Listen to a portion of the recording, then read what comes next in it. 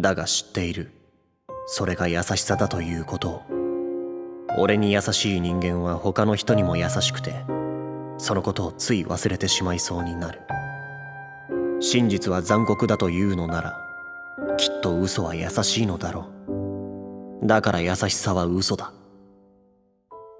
Sebuah dunia tanpa adanya kemunafikan cuma sebatas ilusi yang kagak bakal pernah jadi kenyataan. Kasarnya ya sama aja kayak pas lu ngarepin waifu lu itu jadi nyata. Kebanyakan dari manusia pasti punya semacam filter yang nyembunyiin sifat asli mereka dan cenderung nunjukin muka dengan topeng penuh dusta. Mereka atau bahkan kita ngelakuin hal tersebut karena paksaan norma sosial yang ngeharusin seseorang berbohong di depan orang lain. Karena kalau kita kagak nurutin paksaan itu, bakal ada konsekuensi yang nimpa si pelakunya, yaitu dibuang dari lingkungan masyarakat, dibenci dan dijauhi. Akibat dari perbuatan kita buat jadi diri sendiri dan jujur sama orang lain. Di saat kita benci, kita bilang benci. Di saat kita suka, kita bilang suka. Tapi apa yang kita dapat? Kita malah dianggap orang yang kasar karena ngomong kenyataan dan nyampein pendapat kita sendiri. Ingat, kejujuran itu emang kadang lebih nyakitin dibanding kebohongan. Tapi di lain sisi, rasa sakit tersebut bisa ngehasilin sesuatu yang disebut ketulusan. 自分が変われば世界が変わるというが、そんなことはない。人が人を評価するのは固定観念と印象だ。ぼっちはぼっちであることを強要される。何かを頑張って目立てば攻撃の材料にされるだけ。それが子供の王国の腐りきったルール。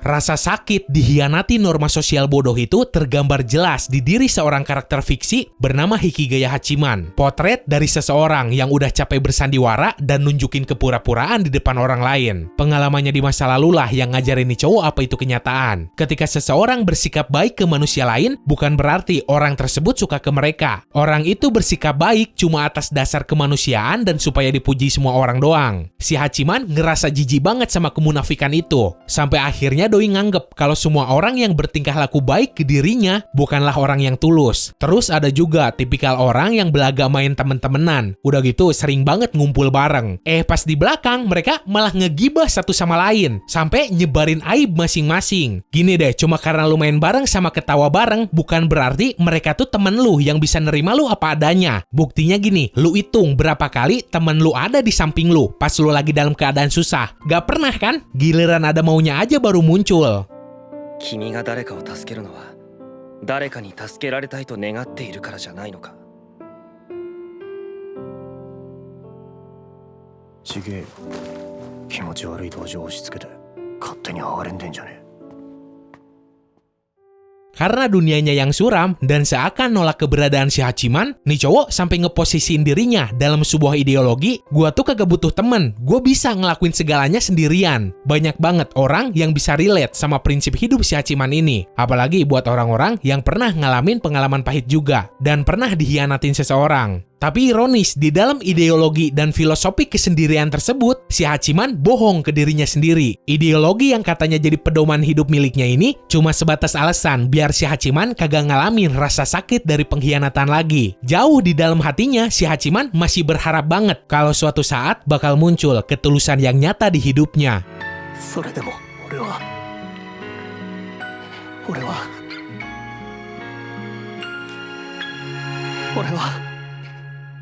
本物が欲しい。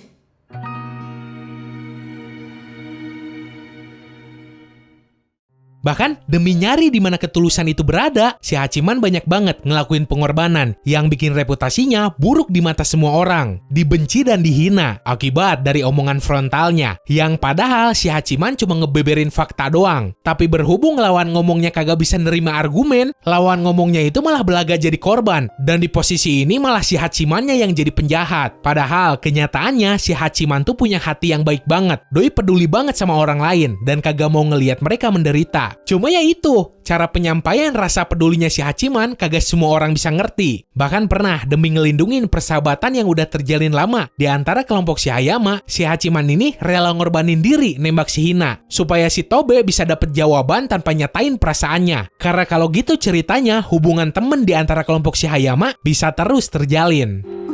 俺さ、ずっと前から好きでした。俺と付き合ってください。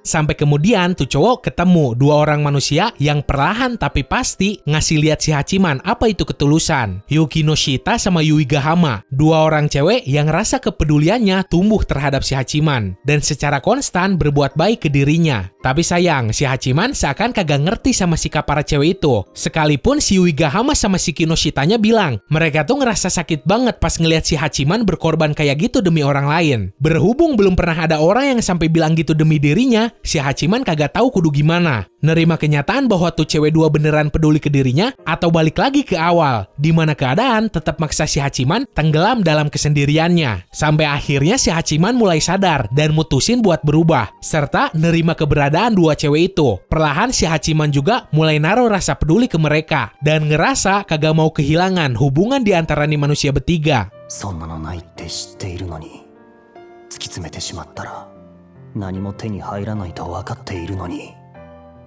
それでもちゃんと考えて苦しんであがいて俺は Tragis, awalan baru dibukanya kembali hati si Hachiman buat nerima kepedulian orang lain, malah bikin si Hachiman berubah jadi sosok yang paling dirinya benci, yaitu sosok manusia yang penuh kemunafikan, yang egois kagak mau jadi diri sendiri, dan ngomong jujur supaya lingkungan di sekitarnya kagak ada yang tersakiti dan berbalik benci ke dirinya. Si Hachimannya sendiri sadar akan hal ini, tapi doi kagak bisa berbuat apa-apa. Contohnya aja, pas Yuki Noshita punya rencana bakal nyalonin jadi OSIS, si Hachiman langsung nolak, dengan alasan si Iroha yang kudu menang. Padahal kenyataannya si Hachiman kagak mau kalau si Yuki Noshita sampai jadi ketua OSIS. Karena kalau gitu ceritanya nanti klub layanan masyarakat yang si Hachiman, Yuiga Hama sama si Kinoshita tinggalin bakal bubar. Si Hachiman kagak mau kalau hal itu sampai terjadi. Sayangnya setelah perasaan pedulinya tumbuh, doi kagak bisa ngomong jujur ke dua orang cewek itu. Setelah nerima kepedulian masing-masing, hubungan di antara mereka tumbuh gak sesimpel langsung main pacaran aja. Lu sendiri pasti tahu kan kalau si Yuiga Hama sama si Kinoshita tuh naruh perasaan cinta ke si Hachiman. Hal ini bikin hubungan yang mati-matian si Hachiman pengen pertahanin makin rapuh. Sekarang tuh cowok makin ngerti gimana susahnya mertahanin sebuah hubungan baik di antara sesama manusia. Terjebak di antara dua hati. Pada akhirnya si Hachiman kudu milih salah satu. Padahal kalau pengen mending ngeharem jir. Nah, pada akhirnya cewek yang gak kepilih pasti ninggalin rasa sakit di antara mereka. Si Hachiman kagak pengen hal itu terjadi. Sampai kemudian tuh cowok ngerti kalau kehidupan tuh gak selalu tentang kebahagiaan. Pasti ada konsekuensi di masing-masing perbuatan. Saat ini lu bahagia, di luar sana ada orang yang menderita. Saat ini lu ngejomblo, di luar sana ada yang kentut terus sama ceweknya. Hidup emang gak luput dari yang namanya ketidakadilan. Ketika lu pengen ngeraih yang namanya kebahagiaan, lu kudu siap nanggung resiko penderitaan juga. Emang wajar juga sih setelah si Hachiman kagak ngejalin hubungan sama manusia dan akhirnya dapet harem, doi kagak mau ngerusak hubungan itu. Tapi di atas semua hal tersebut si Hachiman kudu belajar buat ngambil keputusan sendiri. Sekalipun tuh keputusan bikin salah satu pihak ngerasa sakit hati. Di posisi ini si Hachiman kudu belajar ngebahagiain dirinya, ngikutin apa yang hati kecilnya pengen. Dirinya kudu percaya kalau ikatan yang terjalin di antara mereka bertiga kagak bakal hancur semudah itu. Dengan kata lain, si Hachiman kudu kembali ke sifatnya yang dulu, yang jujur dan secara gamblang ngecurahin isi hatinya ke orang lain tanpa takut apapun. でもね、引きがや、傷つけないなんてことはできないんだ。人間存在するだけで無自覚に誰かを傷つけるものさ。生きていても死んでいてもずっと傷つける。関われば傷つけるし、関わらないようにしてもそのことが傷つけるかもしれない。 Gua pribadi sih masih susah banget njir nunjukin sifat asli gua kayak gimana ke orang lain. Tiap ketemu orang yang gua anggap temen bahkan sampai saudara gua sendiri, gua pasti otomatis langsung masang muka tai, senyum-senyum lah, belaga sopan, muji-muji mereka.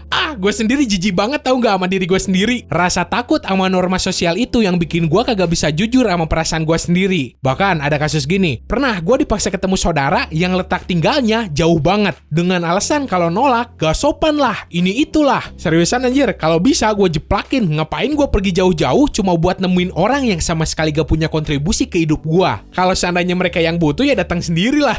Gue mah cuma curhat aja ke lo, karena gue lebih ngerasa deket sama lu semua dibanding temen gue sendiri. So, gue cuma pengen pesen, jangan jadi orang kayak gue. Jadilah kayak si Hachiman yang bisa jujur ke lingkungan sama dirinya sendiri. Berbuat salah gak apa-apa, nyakitin seseorang juga gak apa-apa, karena itu bagian dari kehidupan. Ingat, ngikutin apa kata orang orang kagak bakal bikin lu bahagia. Cuma diri lu sendiri yang bisa ngasih makna apa itu kebahagiaan.